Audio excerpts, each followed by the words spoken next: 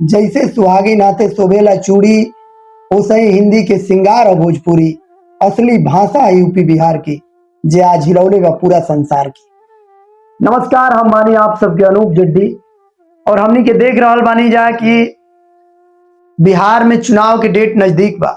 हर party अपना अपना हिसाब से अपने पार्टी के प्रचार में एड़ी से चोटी ले जोर लगौले बा, लेकिन हमार व्यक्तिगत मत ई बा कि राजनीति कलाकार खातिर ना बा। काहे से कि कलाकार प्रेम के भूखा होला, कलाकार एक दूसरे के सम्मान करेला, एक दूसरे से सम्मान पावेला।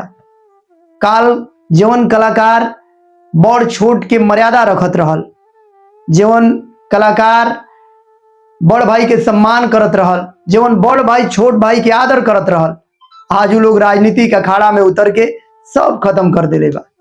खैर, ये सब वैचारिक मतभेद बा और चुनाव बीतला के बाद ये वैचारिक मतभेद खत्म हो जाई।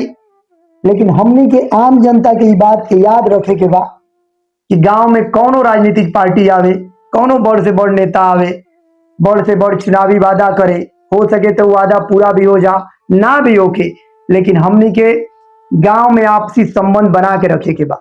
आपसी संबंध खराब नहीं के करे के। काहे से कि जब भी गांव में कोनो प्रकार के संकट आई तो सबसे पहले आपके पड़ोसी आपके कामे आई, आपके गांव के लोग आपके कामे आई, ना कि कोनो राजनीतिक दल चाहे राजनीतिक पार्टी के नेता।